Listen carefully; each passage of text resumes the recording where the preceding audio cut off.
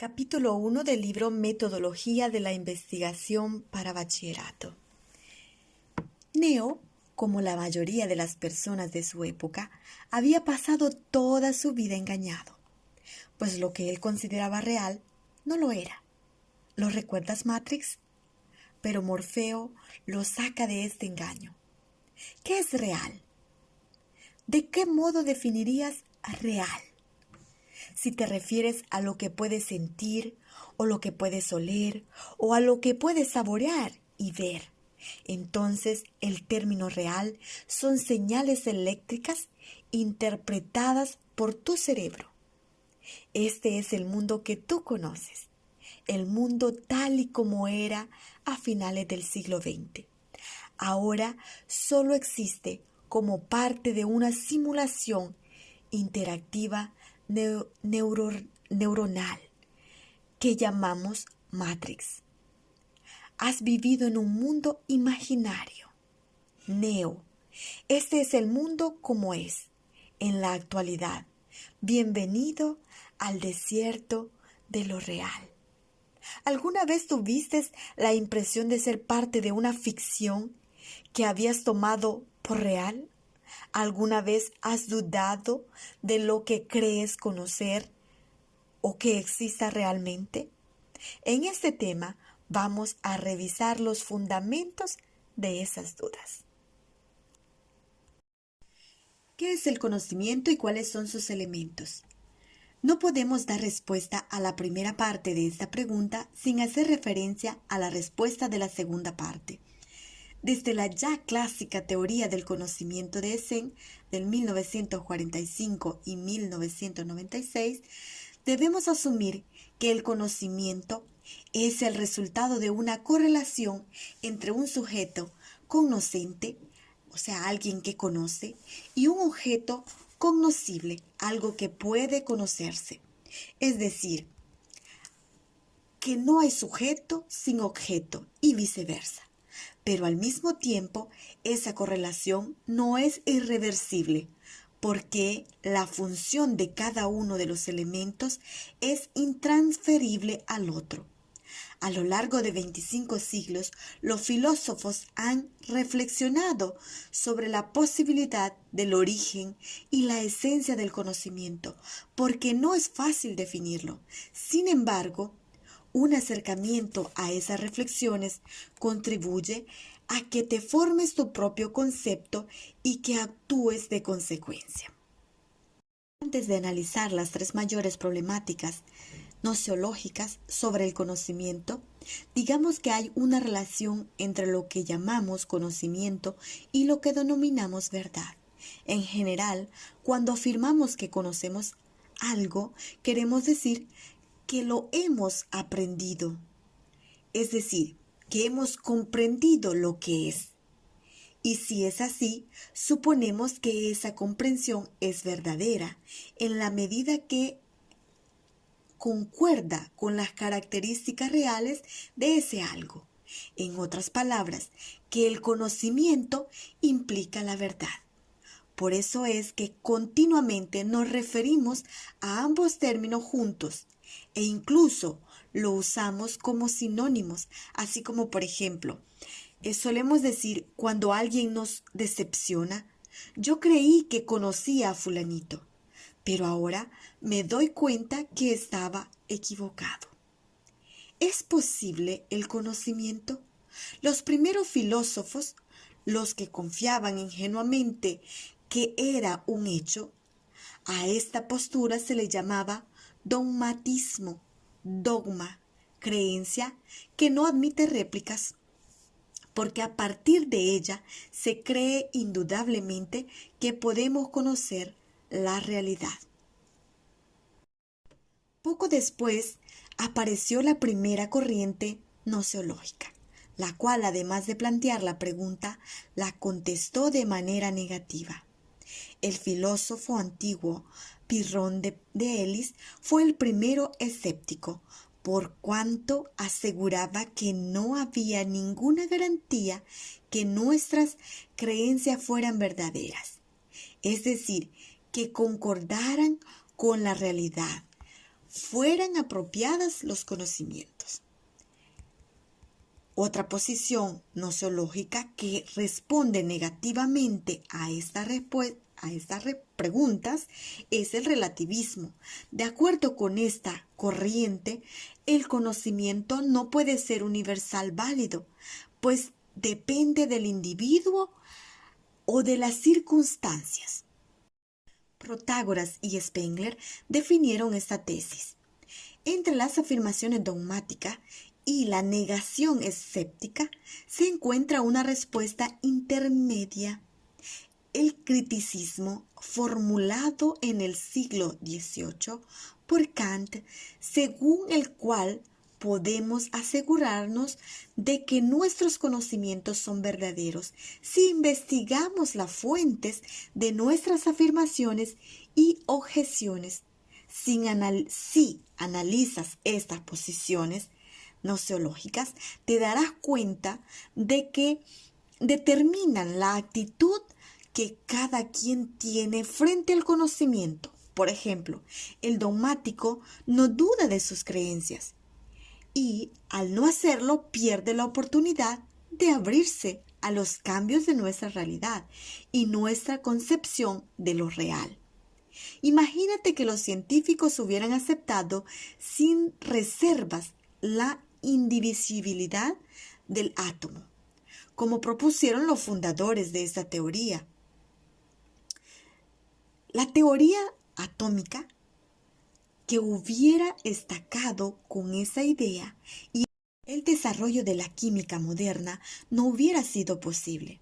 Por otra parte, los escépticos y los subjetivistas o los relativistas niegan que el conocimiento verdadero sea posible. En este caso, podrías concluir que no vale la pena investigar, porque de todos modos no llegarías a ninguna conclusión válida. ¿Considerarías entonces que la posición del criticismo te dejaría la puerta abierta para asumir que la investigación científica tiene un sentido? Supongamos ahora que admites que el conocimiento es posible. ¿Dónde se origina? Dos han sido las facultades humanas a las que han dirigido su mirada los filósofos cuando han intentado dar respuesta a esta pregunta: la razón y la experiencia.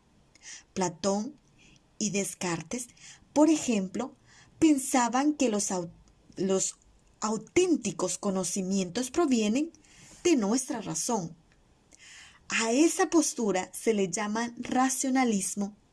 Por otros filósofos, como es Locke, pensaba que la experiencia es que la fuente de todo nuestro conocimiento. De esta doctrina se llama empirismo. Otros consideraron que ninguna de esas facultades por sí solas pueden producir el conocimiento. Por ejemplo, Aristóteles y Kant pensaban que tanto la razón como la experiencia tienen parte en la formación del conocimiento, aunque enfoques ligeramente diferentes. En el intelectualismo de Aristóteles, los conceptos que son abstracciones universales se derivan de las experiencias que son particulares o individuales, mientras que en el oprionismo de Kant, el conocimiento posee elementos de priori, independientes de la experiencia, que son vacíos y que la experiencia va llenando con contenidos concretos. Estas referencias, estas cosas diferentes, de diferentes perspectivas gnoseológicas, contribuyeron a establecer avances y métodos tanto que las ciencias forman como las ciencias prácticas, las ciencias formales y las ciencias prácticas. Los racionalistas se centraron en las ciencias formales. Muchos, como Descartes y otros, hicieron importantes aportes a la geometría y a las matemáticas, mientras que los empiristas como Bacon legaron el método científico que se aplicaba actualmente en mayor o menor grado en todas las ciencias fácticas, naturales y sociales. Las propuestas conciliadoras de Aristóteles y de Kant ayudan a comprender que las actividades cognitivas es una completa interacción de la razón y de la experiencia. Es decir, que debemos cultivar y desarrollar ambas facultades para lograr conocimientos sólidos. La cuestión que más dificultad muestra comprensión actual del conocimiento es que trata sobre su esencia. ¿Cuál es el centro de la gravedad? ¿El objeto o el sujeto? Como en las dos problemáticas anteriores, encontramos que los filósofos respuestas antagónicas, pero también conciliadoras. Desde el punto de vista del realismo, es posible conocer una realidad que es totalmente independiente del sujeto. El sujeto es el centro de la gravedad. El conocimiento es el sujeto, es el agente que lo capta. Claro está que hay que establecer la diferencia entre un realismo natural, como es el caso de los primeros filósofos griegos e incluso Aristóteles, según el cual los objetos son realidad tal como los captamos, y un realismo crítico, como el caso de algunos de ellos, como Demócrito, por el que, aunque en nuestras representaciones de los objetos hay prioridades que realmente están en ellos, prioridades objetivas como el tamaño, la forma de las cosas. Hay otras que son más bien producto del sujeto, propiedades subjetivas de las cosas, como los colores, ya que esos son el resultado de la manera como nuestros ojos perciben el reflejo de la luz. De acuerdo con el idealismo, en cambio, no hay cosas reales independientemente de las conciencias del sujeto. Los objetos del conocimiento son nuestras representaciones y nuestros sentimientos, es decir, nuestra conciencia con su contenido es lo único real. Según el idealismo subjetivo de George Berkeley, o dichos objetos son seres ideales de la lógica y de las matemáticas, de tal modo que la realidad es una materialización de una estructura lógica.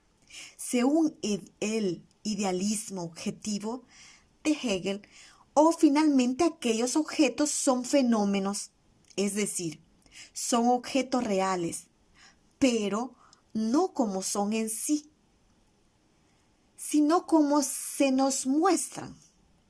Propuesta epistemología del idealismo trascendental kantiano, llamado también fenomenalismo.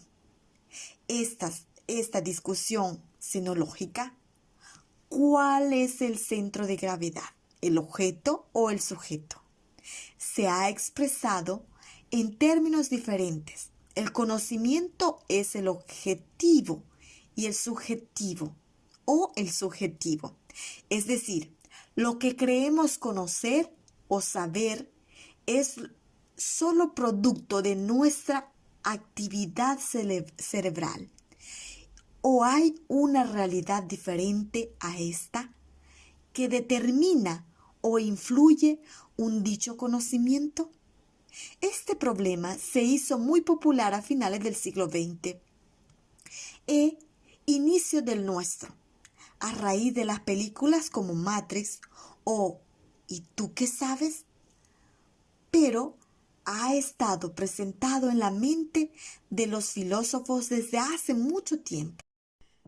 Parménides Robin, del 1962, 5 siglos antes de Cristo, aseguraba que lo que nosotros vemos y sentimos pertenece a la vía de la opinión y de sus apariencias diversas y mutables, que está denominada con la confusa experiencia de los sentidos y que por lo tanto no está acompañada por la certeza de la verdad.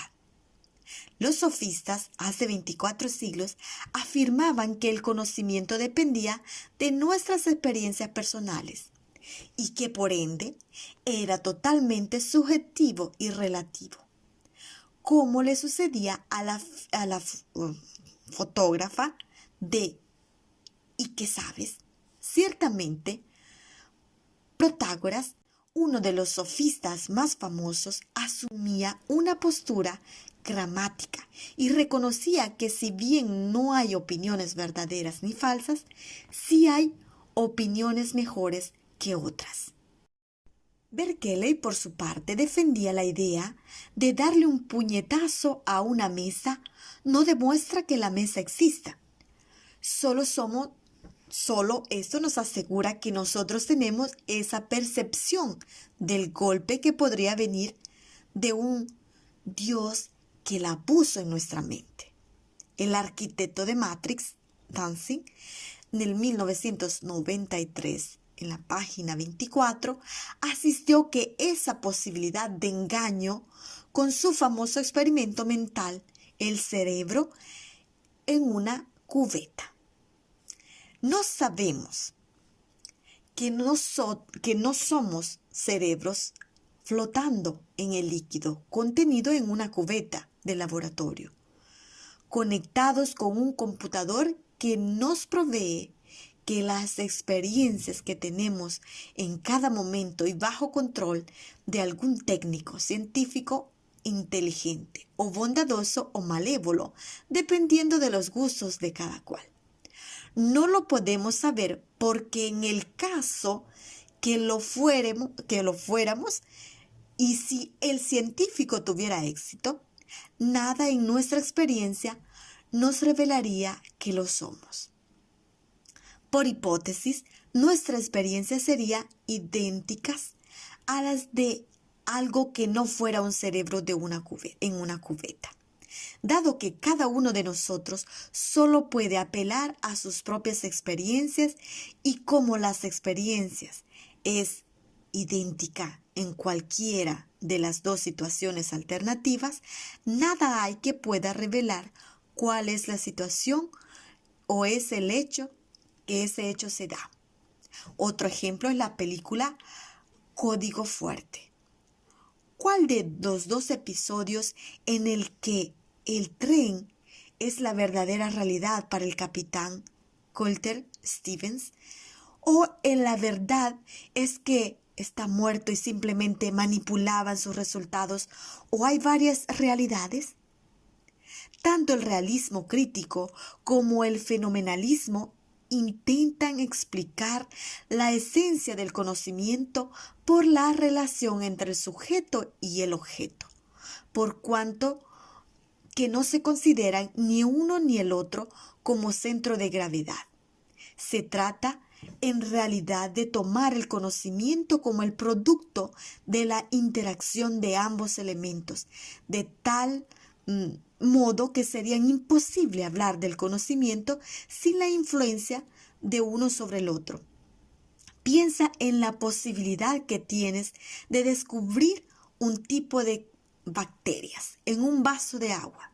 Si no quieres que estén ahí, o por lo menos que haya algo parecido, o que se puede encontrar con ciertos recursos, no la vas a buscar y muy probablemente no la vas a encontrar. Y si la buscas y no están ahí, no la vas a descubrir. Es un ejemplo de cómo lo conoces y descubres que es la combinación de lo que realmente existe y lo que quieres que exista. ¿Cuáles son los diferentes tipos de conocimientos y en qué consisten? Con la pregunta anterior nos habíamos remitido a las discusiones sobre la posibilidad, origen y naturaleza del conocimiento y tuvimos siempre presente la íntima relación entre el conocimiento y la verdad. Es decir, no concebimos hablar del conocimiento falso. La cuestión ahora escrita en determinar si cabe o no hablar de diferentes tipos de conocimiento. Y ello porque muy buena parte de la tradición filosófica ha considerado, siguiendo las reflexiones de Platón, que el conocimiento es una creencia verdadera y justificada. Ciertamente, filósofos como Nietzsche, en el 1985, que cuestionó la noción de la verdad como correspondencia con la realidad, y Whittier, en el 1963, que ha hecho dudar a la comunidad filosófica contemporánea sobre la suficiencia de esas tres condiciones: creencia, verdad y justificación. Para definir el conocimiento, no comparten la tradición sugerida de la reflexión platónica. Sin embargo, la perspectiva de la comunidad científica y de las personas que aspiran a formar parte de ella, a las que nos dirigimos, incluye la aceptación de la posibilidad de que el conocimiento sea una concepción que en mayor o menor grado corresponden a la realidad y que tiene una justificación racional. A partir de las consideraciones anteriores, podemos clasificar los conocimientos en dos grandes grupos. Número 1.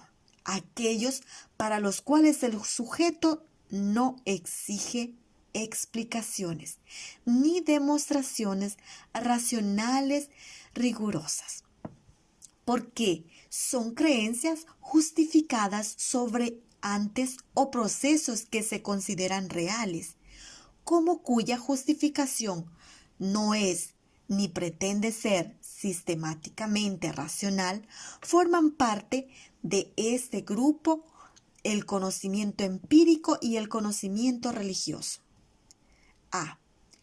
El conocimiento que se llama empírico, de empiria o experiencia, o también vulgar, de vulgo o pueblo, se adquiere de manera asistemática y su certeza deriva de la experiencia propia y del sentido común, el saber que tiene un campesino sobre las mejores épocas para sembrar ciertas semillas en su parcela, es ejemplo de este tipo de conocimiento.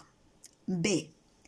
En el conocimiento religioso, llamado también revelado, la certeza deriva de la creencia de la verdad, comunicada por él con una autoridad divina. Los libros sagrados de todas las religiones son ejemplos de este tipo de conocimiento. Número 2. El conocimiento que son aceptados en la medida que se aportan evidencias producidas por una actividad sistemática de investigación y análisis. A este grupo de conocimiento pertenecen el conocimiento científico y el filosófico. En el conocimiento científico se investigan de manera rigurosa las causas y los fenómenos y hechos concretos, naturales y sociales, y se pretende establecer la certeza de estas investigaciones mediante un método que incluye la observación o la experimentación. Por ejemplo, la búsqueda de una vacuna contra el SIDA produce este tipo de conocimiento. Bunge, en el 1980, piensa que la verdadera diferencia entre la ciencia y la no ciencia radica en el método científico. En el conocimiento filosófico se investigan los fundamentos últimos de lo real mediante un conocimiento racional y argumentativo. que incluye el análisis crítico y riguroso de todo lo supuesto y la elucidación de los conceptos, ideas de una estructuración coherente, las reflexiones que se plantean sobre las condiciones, la validez del conocimiento humano, la naturaleza del comportamiento moral del hombre, las estructuras políticas de los estados o la esencia de la realidad, son ejemplos de este tipo de conocimiento. Por otra parte, podemos hablar también de conocimientos directos e indirectos. La diferencia entre ellos no tiene que ver con los tipos de conocimientos señalados anteriormente. En el conocimiento directo, el mismo sujeto conocente es testigo de las prioridades o las relaciones del objeto, un hecho, como sucede, por ejemplo, cuando tú mismo experimentas los efectos del calor excesivo en tu piel. Sin embargo, la mayoría de los conocimientos con los que contamos hemos obtenido de manera indirecta. Es decir, hemos leído informes que quienes han tenido esas experiencias, hemos visto documentales o fotografías o hemos escuchado narraciones acerca de ellas. El avance en el conocimiento científico ha sido posible en muy buena parte por la confianza que tenemos en los conocimientos indirectos. Aunque no hayamos visto a través de un microscopio la mutación de los virus, aceptamos este hecho, porque quienes lo han visto presentan evidencias que consideramos creíbles. ¿Cuáles son las características de los conocimientos científicos? Es precisamente el conocimiento científico el objeto de las investigaciones de las que trata el libro, por lo cual ahondaremos en sus características. De las cualidades del conocimiento señaladas por Bunge del 1980, consideramos que las más importantes son las siguientes. Fáctico, porque parte de la realidad de los hechos y vuelve a ella. Analítico, porque descompone a sus objetos de estudio para distinguir sus elementos e interdependencias sin perder de vista su totalidad. Especializado, porque se divide en sectores. Claro y preciso, porque evita en la medida de lo posible la vaguedad, la inexactitud y la superficialidad. Comunicable, porque no es inefable ni tampoco es privado, sino público. Verificable, porque sus conjeturas son tales que es posible someterlas a prueba, independientemente de los criterios de los filósofos que hayan estipulado. Trátese de un principio de verificación o de confirmación de los neopositivas, del principio falsanacionista de Popper o de la perspectiva sociohistórica de Thomas Hunt. La validez del conocimiento científico está sujeta a la comprobación. Metódico, porque los investigadores saben que buscan y planean la manera de encontrarlo. Sistemático, porque no es un agregado de informaciones inconexas, sino un sistema de ideas conectadas lógicamente entre sí, como en la analogía de Popper del 1980. El conocimiento científico es como una red lanzada para apresar, racionalizando y dominándolo, lo que llamamos mundo o universo. Legal, porque busca y aplica leyes naturales y sociales. Explicativo, porque procura responder al porqué de los fenómenos. predictivo, porque trasciende el pasado y el presente y trata de adelantarse a los hechos futuros. Abierto, porque es refutable, porque no es definitivo, como apunta Wartofsky en el 1973. El conocimiento científico es una presunta verdad que puede o no ser confirmada. Útil porque sus resultados encuentran aplicaciones en provecho del ser humano y de su entorno. Por otro lado, la Asociación para el Avance de las Ciencias señalaba las siguientes características de la ciencia. La ciencia exige evidencias.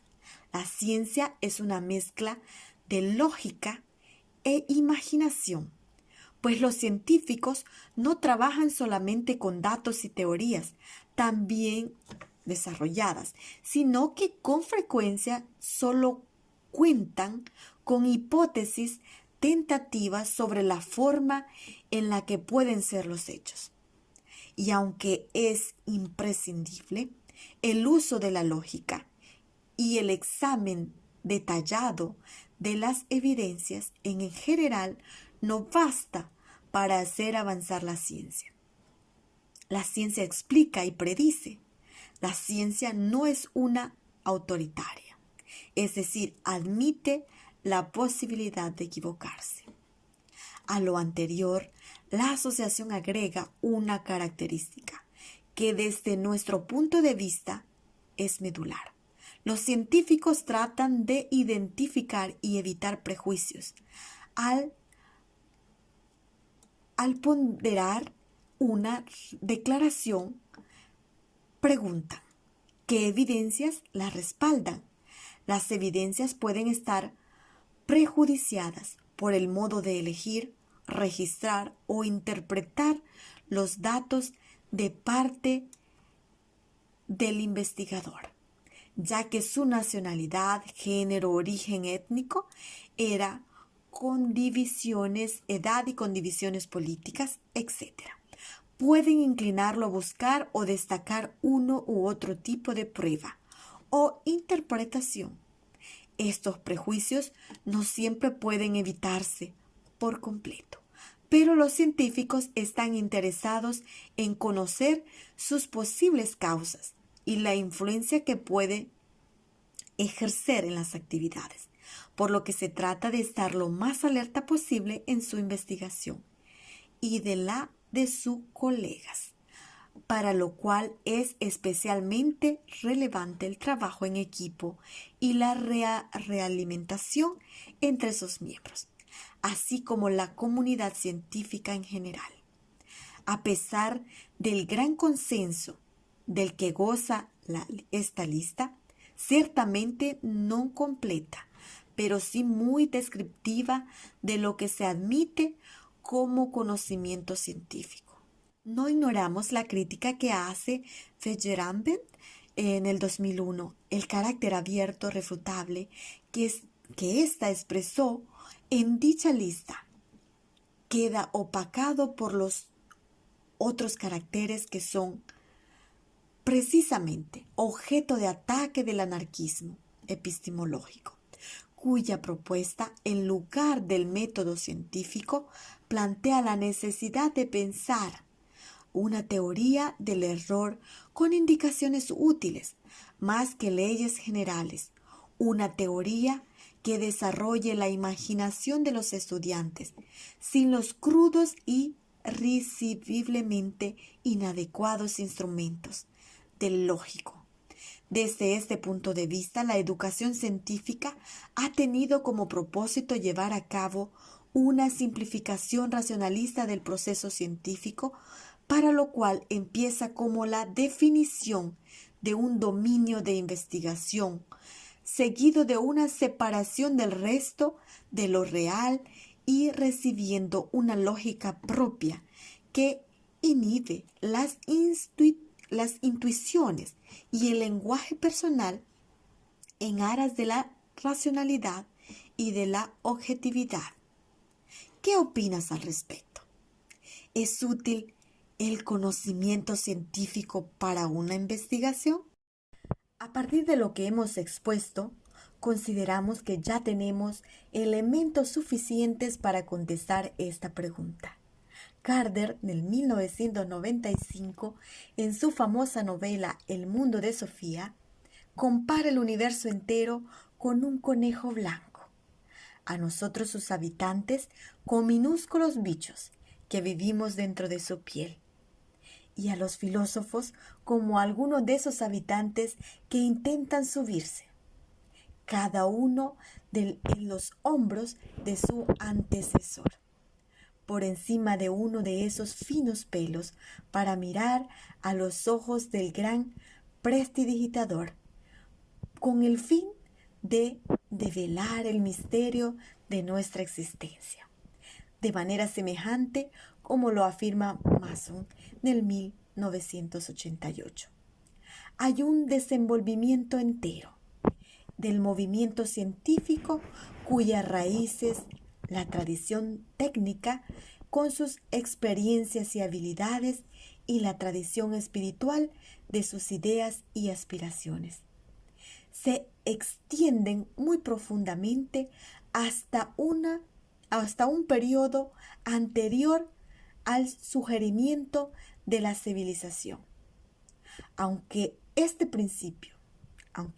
en principio separadas ambas raíces, empezaron a converger hacia el final de la Edad Media y comienzo de la Edad Moderna, en la que hoy llamamos ciencia, y han dejado sentir sus efectos en dominios muy alejados de sus orígenes. No es difícil imaginarse este desarrollo como un hilo conductor por el que los científicos avanzan en la comprensión y dominio de nuestra realidad natural y social.